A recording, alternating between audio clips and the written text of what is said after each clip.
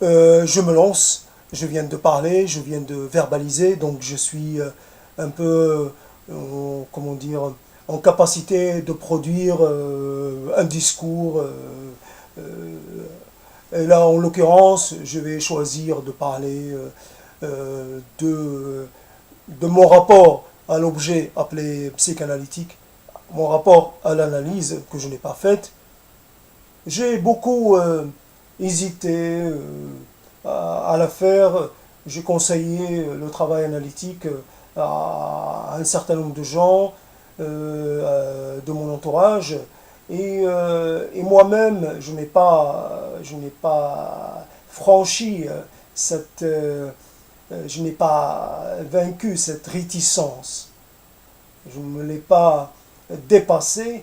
Faut-il que je le regrette? Faut-il que j'en fasse une matière, une matière à regret, une matière à, comment dire, à, dois-je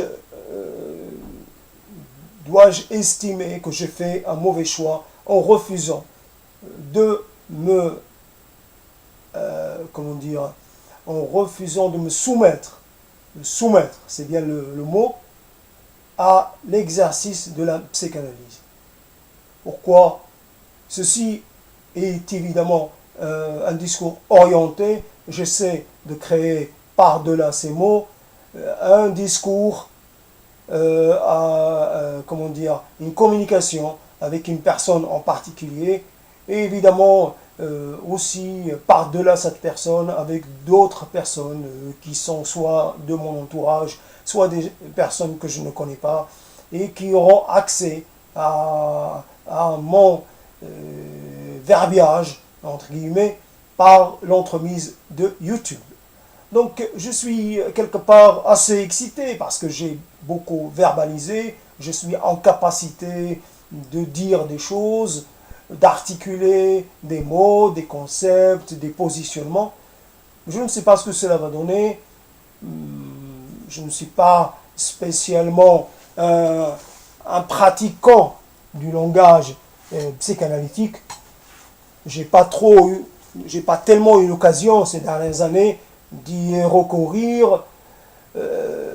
Évidemment, les catégories d'analyse proposées par la psychanalyse sont des fois pertinentes pour, comme approche, comme moyen dans la recherche de la compréhension de ce qui fonde les comportements, mes comportements, vos comportements, ce qui fonde nos réactions, ce qui fonde quelque part nos actions. Et quand je dis action, je dis aussi inaction. Il y a de l'action et il y a de la non-action. Il y a du passage à l'acte, mais il y a aussi du refus à passer à l'acte. Bien sûr, j'étais intéressé par la transgression, par tout ce qui est jeu avec les limites, jeu avec les symboles. J'avais quelque part tendance à désacraliser. Et donc, je n'ai pas réussi à aller jusqu'au bout de ce désir de transgression. J'ai hésité, beaucoup hésité. Et finalement, je reste dans une position entre deux, une position inconfortable, ambiguë par excellence, et quelque part un peu stérile. Ces discours, ou ces dires, ou ce verbiage est aussi une manière de contrarier et de faire un choix, d'apparaître, d'exister, de sortir de l'invisibilité, sortir de l'incommunication pour peut-être aller, comment dire, pour accéder à l'espace d'autrui, cet espace qui me manque tant, mais il me manque sur un plan, j'allais dire, métaphorique, un plan plus intellectuel que physique. ne cherche pas la proximité physique de l'autre, en ce sens que j'y ai renoncé, parce que c'est encore une manière de construire de la limite. L'échange est une expression, l'échange est encore une occasion d'installer ou de réinstaller les subjectivités, à chacun dans ses subjectivités. Je pense que je suis malheureusement prisonnier de ma subjectivité, et évidemment mes efforts tendent plutôt vers la construction d'un positionnement objectif, d'une vision objective, que ce soit sur la société, que ce soit sur l'histoire, que ce soit sur les relations entre les gens, aller au-delà de ce qui est apparent, aller au-delà de ce qui constitue mon récit propre, mon expérience propre, pour voir les éléments qui nous régissent en tant qu'espèce, les éléments qui nous régissent en tant qu'êtres vivants, ces choses qu'on partage avec tous et qui ne sont pas nos spécificités propres. Nous sommes aussi des êtres partageant un destin, partageant des besoins et partageant en quelque sorte une sorte d'attente, une sorte d'espérance.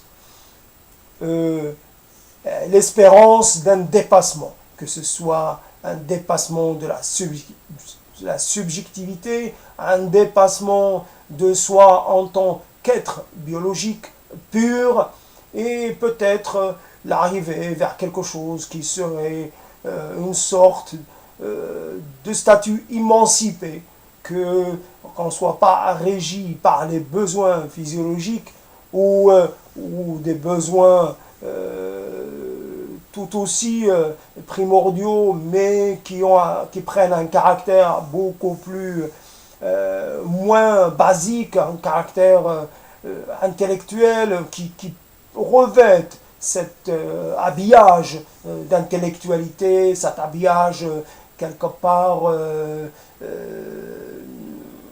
qui est un peu un cache-misère. Nous essayons de cacher,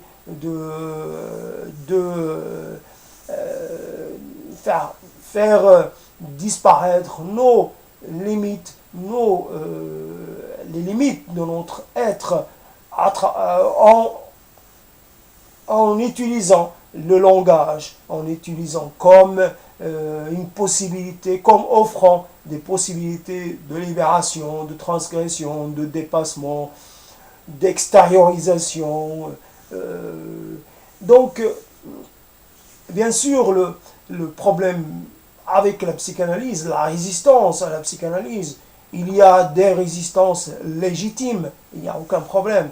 Certaines résistances sont tout à fait acceptables et ne sont pas des réactions juste de défense, mais elles contiennent aussi un élément, une création de quelque chose de neuf, de nouveau. L'être n'est pas réductible à son histoire propre, n'est pas réductible à ses, à ses attributs, quelque part, attributs qu'il partage avec l'autre. L'être est une somme de tout cela, mais il n'est pas possible de nous soustraire à cet ensemble pour le placer dans une position qui serait une position par-delà même, une position un peu... l'être n'est pas divisable en parties qu'il faudrait traiter l'une après l'autre, L'être n'est pas que désir. Il est évident que s'il n'y avait que le désir, les choses seraient faciles. L'être est aussi tout un ensemble, toute une structure. Chaque élément de la structure est indispensable. C'est un être vivant, bien sûr en interaction sociale, en interaction avec des tas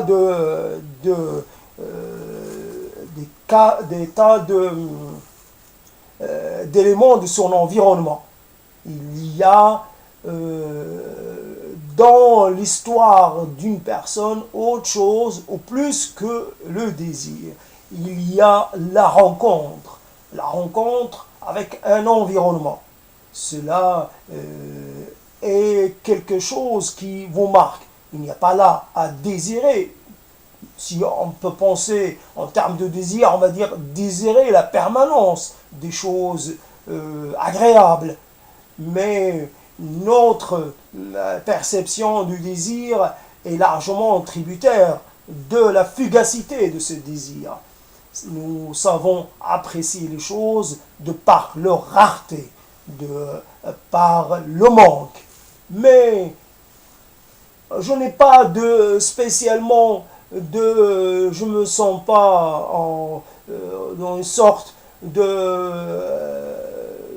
comment dire, une sorte d'exploitation éhontée, une sorte je ne fais pas un hold-up sur les catégories psychanalytiques, où je peux le faire et je n'ai spécialement aucune réticence, aucune pudeur à le faire, à ne pas le faire plutôt. J'ai aucun problème. J'utilise les catégories sémantiques, les catégories intellectuelles, les catégories de toutes sortes que je veux. Cela est de ma spécificité. Cela est de mon choix. Il est évident qu'on peut arriver peut-être à... C'est aussi parce que certaines catégories sont commodes, c'est par la commodité. Il y a certaines catégories conceptuelles qui ne sont pas pertinentes à 100%. Elles ne résistent pas à une analyse approfondie, mais nous les utilisons par commodité, parce qu'elles permettent de créer un langage commun et une base pour partager, pour approcher du territoire de l'autre, créer des ponts, des passerelles, etc. Et nous passons sur le côté relatif de certains concepts et nous n'oublions jamais qu'ils ne sont que le produit d'un environnement culturel, d'une pensée et d'un rapport à la société qui est bien déterminé dans le temps et dans l'espace. Une société produit un territoire, produit un mode d'analyse de l'homme, mais ce mode d'analyse n'est pas valide de façon permanente, il n'est pas universalisable tel qu'il est. Il doit obéir à la loi de comment dire, on doit le tordre comme on veut dans le sens pour l'adapter. On ne doit pas l'accepter tel quel dans sa configuration première. Voilà, donc déjà, il y a dans la psychanalyse des choses qui ne me correspondent pas, qui ne sont pas de moi. Et le désir, une fois verbalisé, il n'est pas la réalité. On peut produire un discours, ce discours correspond à une catégorie psychanalytique particulière, mais nous sommes d'abord limités par le langage lui-même, par ses capacités, par ses catégories, par ses limites, par le côté, le côté restreint. Le choix n'est pas si énorme que cela. Donc, une fois qu'on a utilisé un langage, on a déjà fait une sélection parmi ce qu'il est possible d'utiliser.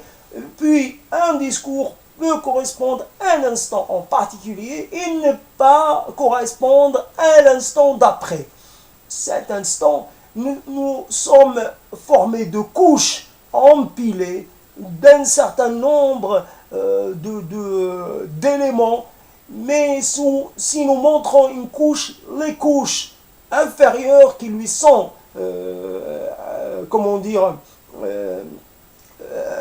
certaines couches restent non exposées, restent cachées.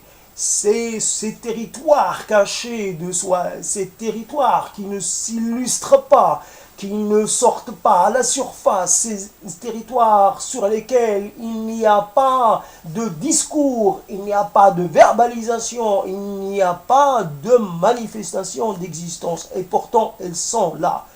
À un moment donné, j'affirme une chose et pourtant je suis déjà dans l'affirmation contraire. C'est cela, la dynamique du langage, mais du langage sur les deux facettes. Un langage extérieur, audible, et un langage intérieur. Je fais une sorte de va-et-vient entre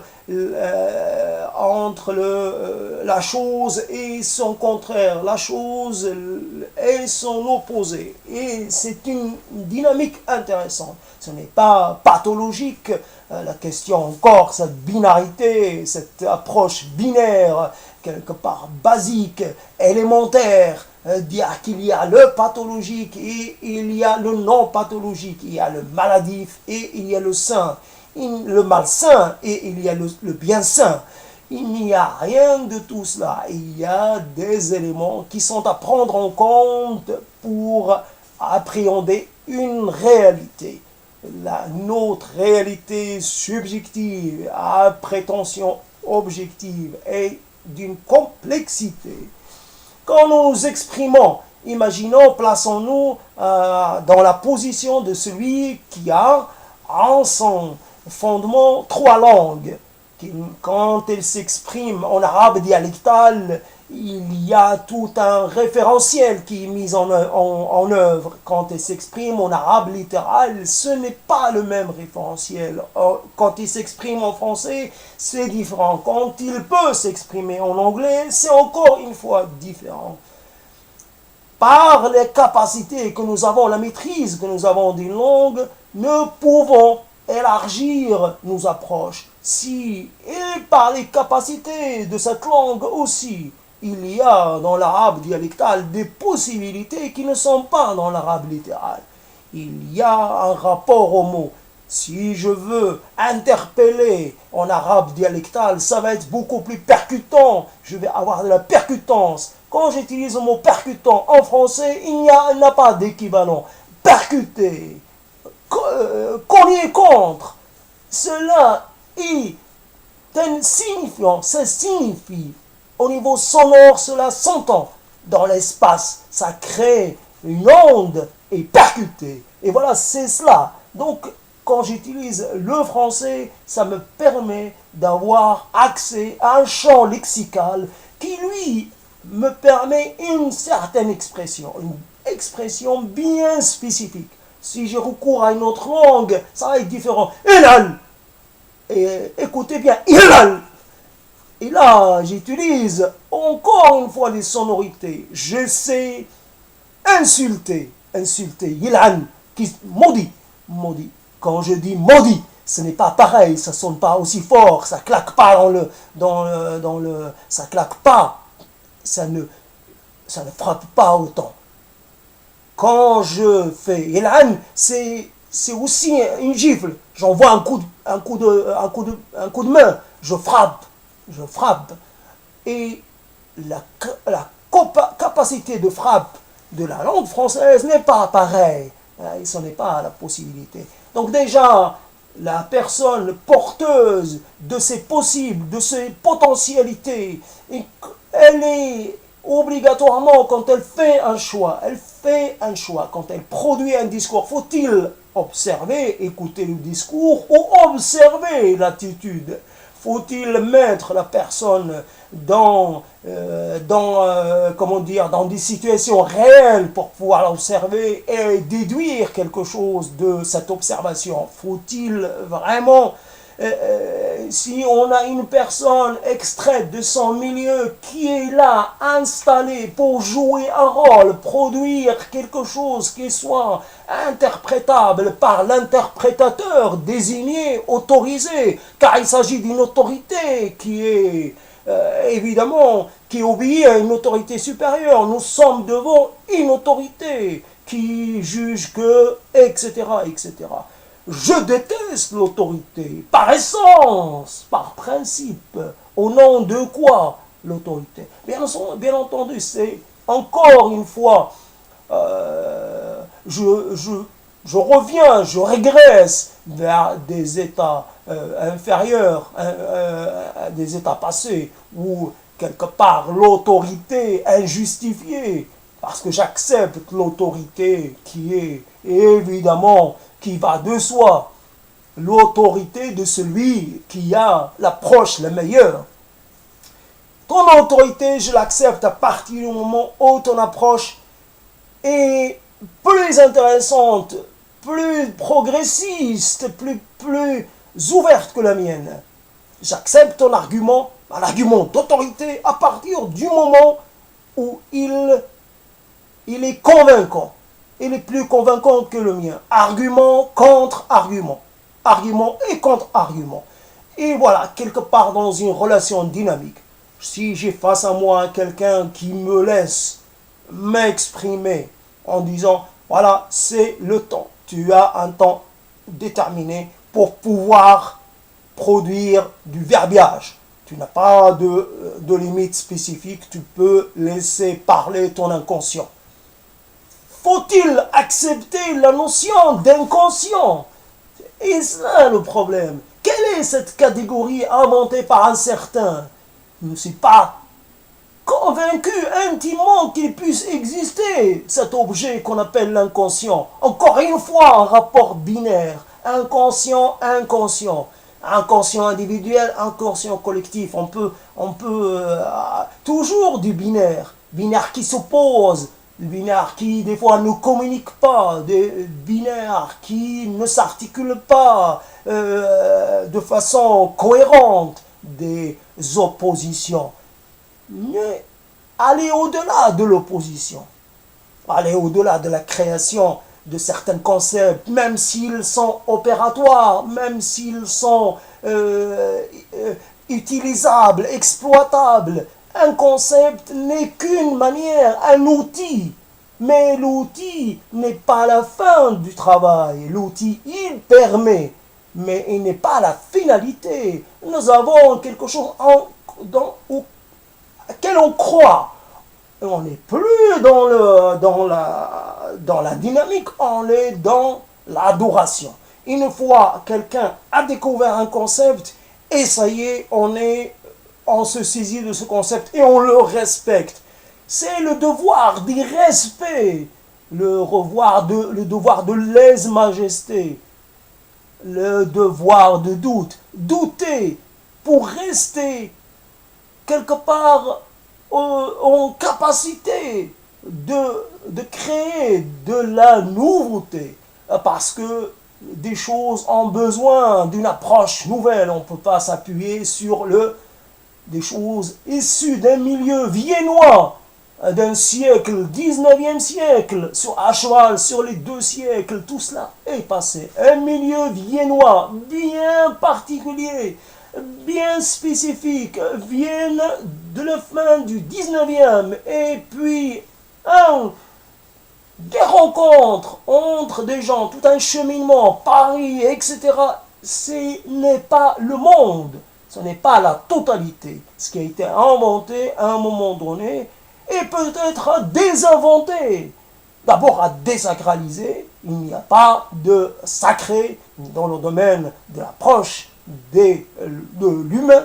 Il y a à créer de nouvelles conditions, de nouveaux concepts pour intégrer. Il s'agit de créer quelque chose en rapport avec une approche intégrationniste.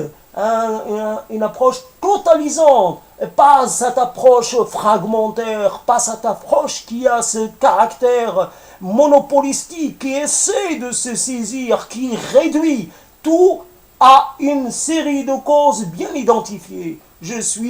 Avant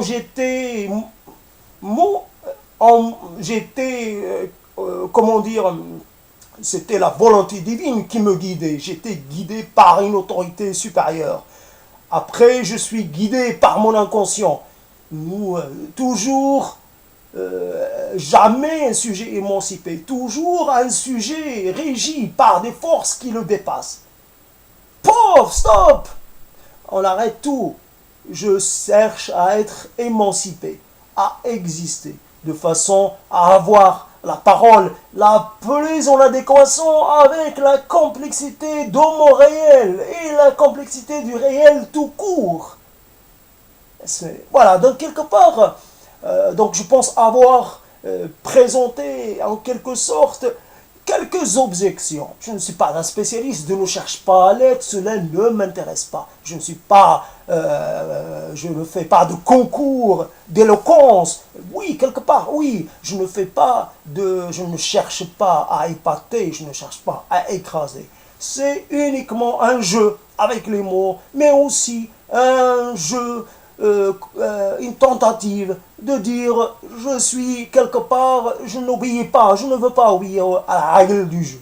La règle du jeu d'un moment. Je veux être hors la règle commune, hors de l'esprit du temps. Quelque part, je suis un être de passage et pourquoi je ne m'ouvrirai pas de perspective autre de mon vivant? Certainement, les temps qui viendront amèneront d'autres approches. Moi, je ne serai pas là pour les connaître. Je peux essayer de dire qu'il y a une réalité qui doit, d'abord, on doit la prendre telle qu'elle est, et cette réalité doit avoir un esprit, doit être approchée par un esprit presque vierge de toute hypothèse ou tout a priori. Nous devons être tout est de l'ordre du possible, le possible comme mode d'action. Nos hypothèses d'approche, de travail doivent être des hypothèses ouvertes, sans a priori, sans parti pris, sans précédence. Nous devons venir, voilà. Et à partir de là, le but étant de donner à n'importe qui, à soi-même, à l'autre, des moyens d'avoir une action beaucoup plus poussée, une action beaucoup plus opérante sur son vécu, de manière à appréhender son vécu avec une désirance dynamique. Je ne subis pas mon vécu parce que je suis instrumentalisé par des choses subconscientes. Non, j'exprime la totalité de mon être à travers mes actions, à travers mes actions bien concrètes et mes actions passées et mes actions à venir. Je suis en capacité de réaction, de proposition, d'action. Et je pense que je me sens épuisé par le sujet. J'ai fait mon possible. Si je continue, je vais un peu avoir recours, me répéter. Donc, je pense que je vais arrêter là. Et évidemment, toujours l'improvisation, même s'il n'y a pas d'improvisation au sens propre du terme, il y a toujours une base sur laquelle on travaille, toujours cette idée comment dire, il y a un soubassement Et soubassement est l'élément essentiel. On ne part pas de rien. Il n'y a pas de néant au niveau de la parole. Il y a quelque part, on se saisit de quelques éléments qui sont présents à notre esprit, et puis on les utilise, on les réutilise. Et c'est pour échapper à la réutilisation. Je dis un truc, voilà, quelque part, un mot que je n'ai pas utilisé, le déterminisme. Faut-il, je prônerai plutôt le principe de l'indétermination, la recherche de l'indétermination, comme aussi un outil de travail, une sorte de concept. Comme j'ai aussi le concept de l'impermanence, et là, le concept de l'indétermination, de toutes sortes, sexuelles, biologiques, nationales, linguistiques, etc. Une manière de sortir de ce face-à-face terrible entre la vision binaire des choses, femme, homme, bonne vie, mauvaise vie, bon choix, mauvais choix. Il y a quelque chose qui exprime peut-être une vérité qui va au-delà de ce qui est perceptible pour nous. C'est qu'il n'y a pas spécialement d'objectif à atteindre. Il n'y a pas spécialement de futur. Il y a à être dans le réel de façon assez présente, être présent dans le réel de façon à multiplier les possibilités de contentement pour ne pas créer pour ne pas encore créer des désagréments, des contrariétés, de l'insatisfaction inutile. Il y a des insatisfactions qui sont intéressantes parce qu'elles donnent envie. Il y a des insatisfactions stériles. Elles font que nous ralentir, nous réduire à la perspective qu'on veut se donner. Donc fondamentalement, l'indétermination, je voudrais parler de quelque chose que, comme ça en passant, j'avais envie de parler de l'avenir d'une illusion, et finalement je me suis retrouvé à intituler et intervenir sur la fin d'une illusion. En quelque part, il devient un peu superflu de parler de l'avenir d'une illusion, dans le sens où j'ai dit qu'il n'y a pas d'avenir à cette illusion. Et donc l'illusion de vie, l'illusion de l'être en mouvement, de l'être en rapport, de l'être en progression, de l'être en situation, de l'être en action. Cela est une illusion. Évidemment, on peut trouver des approches dans ce sens dans certaines cultures. Évidemment, il n'y a rien qui vient du néant. Tout ce qu'on fait, c'est de la récréation. Les mots sont aussi les mots qu'on emprunte à des discours, les mots sont déjà sortis de notre bouche et elles transitent par la nôtre dans un mouvement incessant d'appropriation, désappropriation, réappropriation. Je récupère tes mots, je te les renvoie, je renvoie un autre, et quelque part dans ce mouvement éternel, dans cette histoire que tant qu'il y a de l'humain, il y a de la parole. Évidemment, la parole de l'humain pour l'humain, et les autres, ils ont leur façon de s'exprimer entre eux. Nous sommes une partie d'un tout qui, évidemment, est largement supérieur à nous, nous échappe. Nous sommes qu'une partie d'un tout, et la prétention à être une grande partie du tout, être capable de gérer, capable d'influer sur le destin de tous, est évidemment, encore une fois, quelque chose qui est là pour nous faire plaisir, mais qui dans la réalité n'a pas de sens. Exactement. Voilà, je ne m'étends pas plus. Je pense avoir fourni de la matière pour ceux qui voudront m'interpeller, et j'attends vos interpellations.